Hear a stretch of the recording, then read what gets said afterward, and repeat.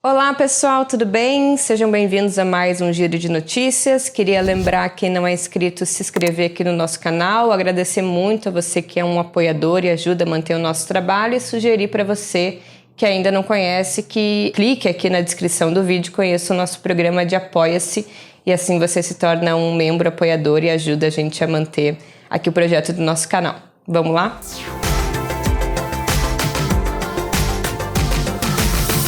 Então, a gente está aqui de volta para gravar um giro de notícias e para comentar mais tragédias da economia brasileira. A primeira notícia que a gente selecionou é essa aqui. A renda média do trabalho caiu, e atingiu o menor nível em quase 10 anos. Bem, ainda que existam no Brasil programas de transferência de renda muito importante, Bolsa Família e programas da Seguridade Social, a forma por excelência de obtenção de renda é principalmente através do mercado de trabalho, que vive uma situação muito dramática e que, diga-se de passagem, é anterior à pandemia. Mas a pandemia, ali pelo seu aspecto sanitário, pela situação também de elevado desemprego e informalidade pregressa à pandemia e pela ausência de políticas públicas mais enérgicas de manutenção do emprego e da renda, contribuiu para que os mais pobres fossem ainda mais impactados, porque diferentemente das outras crises, e aqui pegando o exemplo da crise de 2015 e 2016, que afetaram primeiramente os trabalhadores formais, essa crise afetou os trabalhadores que já eram informais, e trabalhavam ou sem vínculo jurídico ou por conta própria, portanto agravando ainda mais as desigualdades sociais. E o louco de tudo isso é que durante todo o ano de 2020, a renda média no Brasil subiu, enquanto a massa total de rendimentos caía. Isso porque o rendimento médio, ele é uma média, O IBGE pega a renda de todo mundo e divide por todo mundo que está ocupado. Só que se a pandemia destruiu mais, as vagas de trabalho dos mais pobres, os informais, os por conta própria, as empregadas domésticas e mais um monte de gente que prestava serviço, quer dizer que se essas rendas passaram a ser excluídas do cálculo, porque não existem mais, então a média, de rendas mais altas é uma renda maior, certo? Mas a massa total de rendimentos, o somatório de todas as rendas caiu, porque um monte de renda passou a deixar de existir.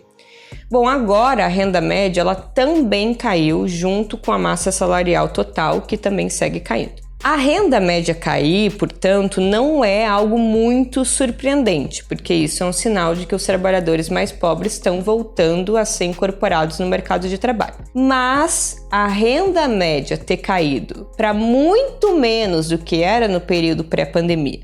e a massa salarial também permanecer muito menor, com mais gente, trabalhando, sugere que a gente deve estar ingressando, então, num novo normal do mercado de trabalho, com remunerações médias, sobretudo para os mais pobres, muito piores do que eram pré-pandemia, que, lembrando, já eram muito ruins.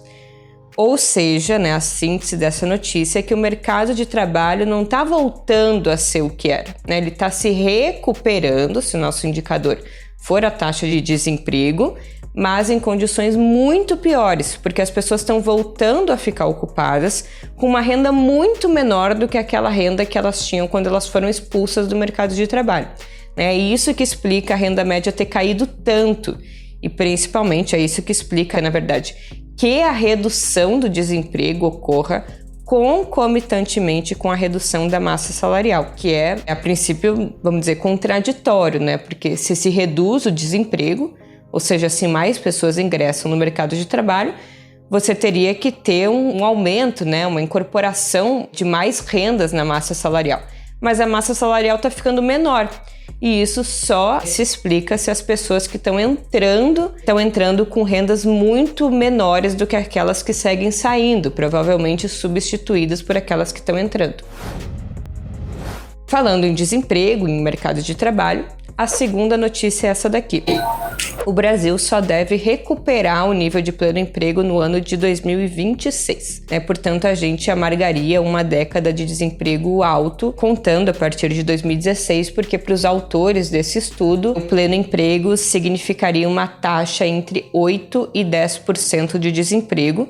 Portanto, isso só aconteceu efetivamente ali no final de 2015, início de 2016. Eu acho que tem duas coisas interessantes aqui nessa notícia para a gente comentar. A primeira e mais estarrecedora é que essa projeção de que só em 2026 é que o desemprego vai voltar à casa dos 10%, tem como base o comportamento do PIB, ou seja, essa projeção, que inclusive envolveu várias revisões, porque as expectativas anteriores era que o desemprego cedesse antes, então elas estão amparadas na tração da atividade econômica, que foi revista para baixo recentemente por causa do aumento constante na taxa básica de juros e o potencial de arrefecimento da atividade econômica que ela traz junto, sugere que, então, o determinante aqui para a geração de emprego é a atividade econômica medida pelo PIB. Vocês notaram algo estranho? Sim, eles estão afirmando, com isso, que aquilo que a gente já dizia há muito tempo está se consolidando, ou seja, que a determinação do emprego não está na legislação trabalhista ou no mercado de trabalho, mas sim na atividade econômica. Quer dizer, é isso que explica o problema do emprego. Ainda que as questões ligadas à legislação, à tecnologia ou a outros elementos possam jogar algum peso nisso, ele é muito residual. O empregador ele vai contratar mão de obra não porque de uma hora para outra o custo de contratação ou demissão caiu, mas porque existe uma expectativa de que aqueles produtos ou serviços que ele vende vai ser realizado no mercado, ou seja, vai ter comprador, quer dizer, é a expectativa de realização da produção e não o custo da admissão, que é de fato o elemento mais importante. E é isso que explica porque a taxa de desemprego flutua de forma muito correlacionada com a atividade econômica e não com as condições laborais. Mas a segunda notícia que chama atenção aqui é uma ideia que está muito presente também nessa notícia, depois vocês acessem com o link o texto completo, é essa ideia de que existe um limite econômico para o pleno emprego, ou o que alguns autores chamariam de taxa natural de desemprego, que para o autor desse estudo seria algo em torno de 8% e 10% de desemprego, porque menos do que isso os salários subiriam acima da produtividade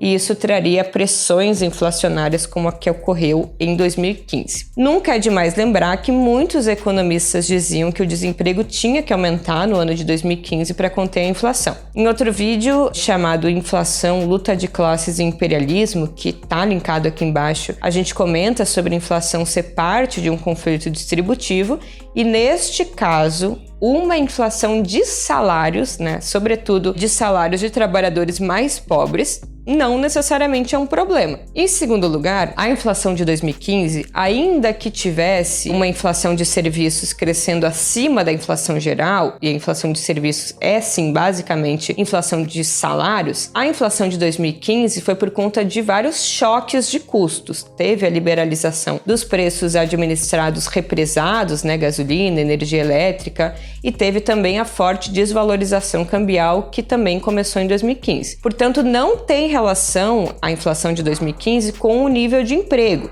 Mas lembrem, desemprego elevado é importante, é uma necessidade do capitalismo para rebaixar o custo da força de trabalho e por isso surgem essas teorias de limite ao pleno emprego. A terceira e última notícia é que todos os setores da atividade econômica registraram um recuo no mês de setembro, que é o último mês que a gente tem pesquisa setorial do IBGE. Um primeiro elemento importante é que o fenômeno da pressão de custos nas indústrias, em função principalmente dos preços elevados dos insumos e das matérias-primas, impactou no preço dos produtos finais. Esse encarecimento da produção, ele é repassado para o preço final e isso vai gerando um problema no mercado varejista que teve um recuo significativo nas vendas, demonstrando uma dificuldade de repassar esse aumento de custo para os preços finais, numa situação, né, de desemprego e principalmente de queda da renda média da população trabalhadora, como a gente já falou. Tem alguns produtos que a gente diz que eles são muito elásticos à renda do trabalhador. Isso quer dizer que com maior ou menor renda, eles são dificilmente substituídos. No meu caso individual, por exemplo, eu diria que é o café. Eu sou super viciada em café, então é um produto que, dependente da minha renda, eu sempre vou querer comprar. Mas o Carrefour, por exemplo, né, recentemente divulgou um estudo e mostrou que mesmo esses itens de primeira necessidade, né, e pouco substituíveis,